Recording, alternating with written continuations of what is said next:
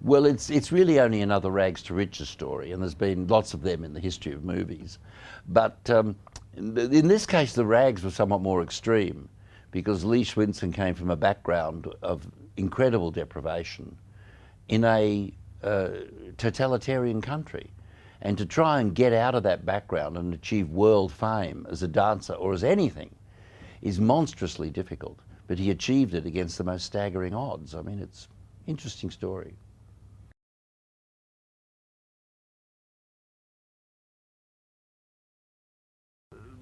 The biggest problem when I first read it was that I thought we'd never find anyone to play it, because obviously we had to have a first-class ballet dancer, not just first class, but superlatively good.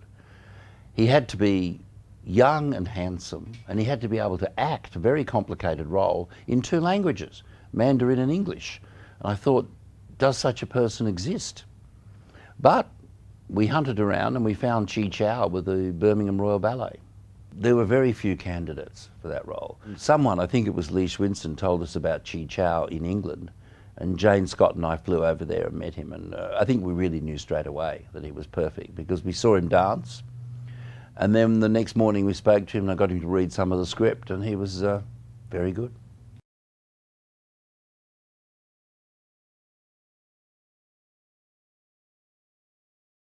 I'd worked with Bruce and Kyle in America on films a while back, and so when I suggested to Jane Scott that they might be good, it was easy for me to just jump on the phone and ask them if they'd do it. And they both agreed pretty well straight away. Well, Amanda Schul we found in Los Angeles through a casting director there, and she brought along a group of girls, quite a lot, maybe about 30, who had or claimed to have had a ballet background. And I think some of them hadn't. But Amanda clearly had. She'd danced with the San Francisco Ballet, and she had really switched from dancing to acting, and really she's a very accomplished actress. So it was really essential to get people who could act and dance, because it's not something you could fake anymore. I mean, audiences are too sophisticated. And if you have someone acting and then someone else comes on and dances, or you try and double them, or you just cut to shots of their feet, it looks kind of amateurish. These days, you'd never get away with it. I mean, they used to do it that way, but you couldn't now. So I realised we had to find dancers who could act. Well, Madeline was fine to work. I mean, they were all very easy to work with, because they all were very passionate about the story being told and threw everything they had into it. Madeline, yes, who does have a substantial supporting role, had to act it in an American accent. And she went and got a voice coach. And she was so convincing that when the American actors came from the United States and first met her, they thought she was American.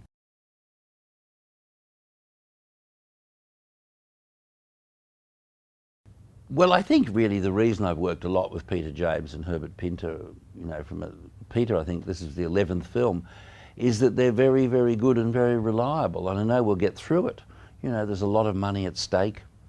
There's a schedule that we really can't go over because, we don't have the resources. And, I know if Peter's going to photograph it and Herbert's going to design it, everything will be there and it'll all be shot. But I have worked with other cameramen and designers, of course. There's lots of good ones around, but I thought I better make sure with us going off to China for months that we are totally and absolutely certain of the personnel.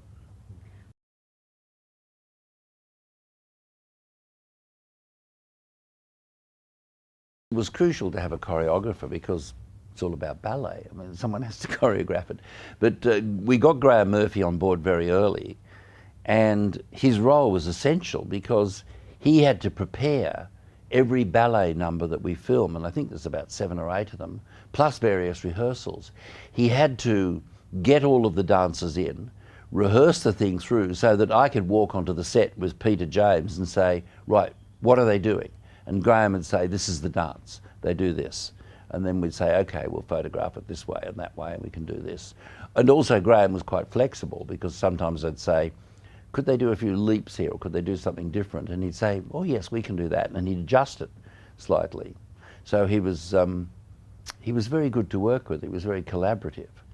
Because I know Peter James, when he looked at the schedule, said, we'll never get through all those ballets in that time. They're just too complicated. And there's a limit to what the dancers can do. I mean, they get exhausted. And Graham had it so well rehearsed that there were really no hitches at all. It just sailed through.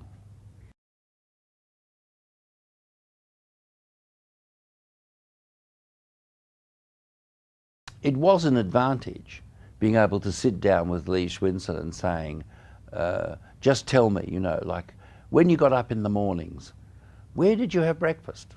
What did you have for breakfast? Where did you wash? How many of you slept in one room? And I could make all sorts of notes about just the little details of everyday life that were a great advantage when I came to direct it, because in most films you can't do this, you know. There's nobody, even if you're making a film of someone's life, they're usually dead. They're not there to tell you little things that a director needs to know. So it was quite useful. I sat down with him for a couple of days and just had hundreds of questions.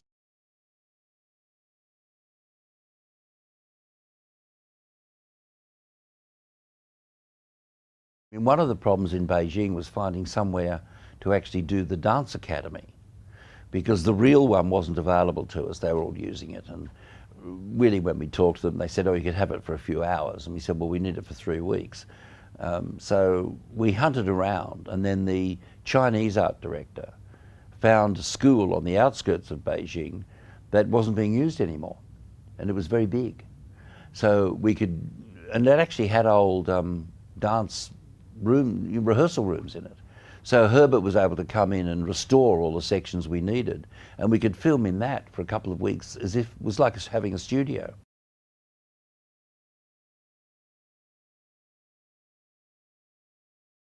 The village that Lee Swinson grew up in was a difficult one to find, because when we went on a survey, we went to where he really grew up, and that had now been absorbed by the city of Qingdao. It was actually within the city, on the outskirts, but it was really within the city.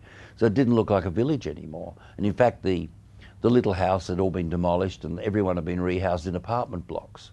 But then we found a village outside, or about 100 kilometres or so outside of Beijing, in the mountains, which was very picturesque. And it too was more or less abandoned. But it was exactly what we needed for the film. And with a few little additions by the art department, it served for the home village.